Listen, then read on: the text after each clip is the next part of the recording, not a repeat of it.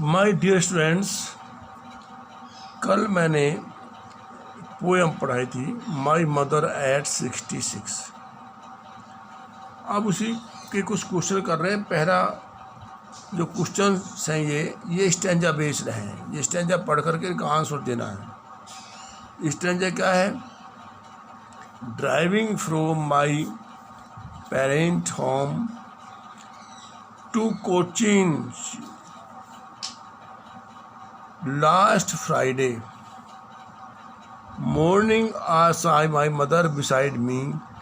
Doors open mouth, her face ashen like that of a corpse, and realized with pain that she was as old as she looked.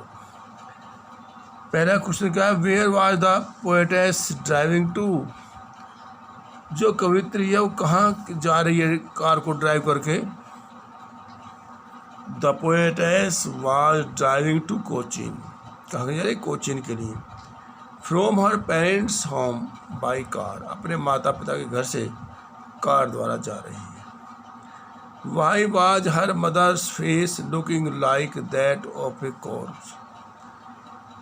अगला प्रश्न है कि जो लेखिका है उसकी माता का चेहरा, माता का जो चेहरा है वो डेड बॉडी की तरह, एक मृत व्यक्ति की तरह क्यों दिखाई देता है? Her mother's face was looking like that of a corpse. Her mouth was open. उसका मुंह खुला हुआ था। She was suffering from pain. So because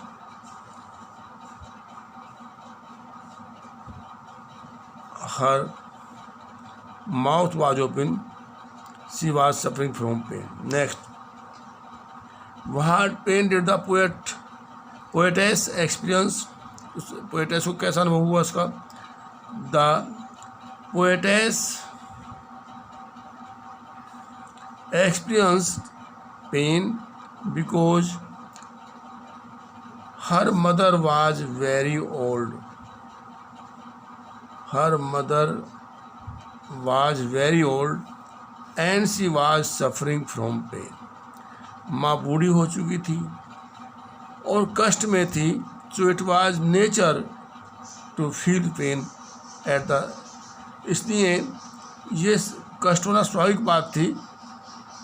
At the sorrowful condition of her mother, कि जब देखा उसकी माँ को कष्ट है लेकर के तो उसका दुखी होना बड़ा स्वाभाविक ही था। नेक्स्ट है, what was the childhood fear that now trouble the poet? वो कहता है what was the childhood fear, बचपन का क्या भय है जो कवित्र को परेशान करता है, कवि को परेशान करता है? The childhood fear of death and डी के now trouble the poet. Childhood fear of death and डे के कहते हैं नाश विनाश होना, मर जाना, डी के, ये कवि को परेशान करता है। She is concern about her mother's frail health and old age. वो अपनी माँ की बीमारी और कमज़ोर स्वास्थ्य को देख करके चिंतित है। नेक्स्ट देखिए, what the poet's parting word suggest. जब लेखिका विदा लेती है तो क्या बात दर्शाता है वो? Poet's parting words reveal her fear. उसके डर को दर्शाते हैं अंतिम शब्द। Though she hopes she will see her mother soon. हालांकि वो उम्मीद करती है कि उसकी माँ उसे जल्दी फिर मिलेगी, but she is anxious about her mother's deteriorating health. किंतु अपनी माँ के गिरते स्वास्थ्य के बारे में बहुत चिंतित है। And fall short of words to convey her true feelings. और अपनी वास्तविक भावनाओं को शब्दों के द्वारा प्रदर्शन नहीं कर पाती। नेक्स्ट क्वेश्चन देखिए, why did the poet smile and smile? जो कवित्री है वो क्यों मुस्कुराती गई? The poet smile and smile in effort to reassure herself that she will meet her mother soon.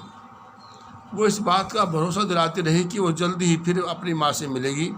Her words and smiles, उसके शब्द, उसकी मुस्कान are a deliberate attempt to hide her real fears and feelings from a mother. ऐसा करके वो अपने डर की भावनाओं को छिपाने की कोशिश कर रही थी। ये मैंने क्वेश्चन के आंसर लिखवाए हैं, इनको कॉपी में लिख लेंगे, याद भी कर लेंगे। यहाँ पर एक बात बता दूं मैं आपको, कहीं पर पोएट वर्ड का यूज कर दिया, कहीं पर पोएटेस। पोएटेस माने कवित्री होता है, पोएट माने कवि होता है, किंतु हम कवित्री को भी सम्मान देने के लिए कभी कभी पोएट वर्ड का भी यूज़ कर देते हैं, तो इसमें कन्फ्यूज होने की जरूरत नहीं है। आप पोएट का यूज़ करते हैं तो भी सही है और पोएटेस का यूज़ करते हैं तो भी सही है। Okay, thanks.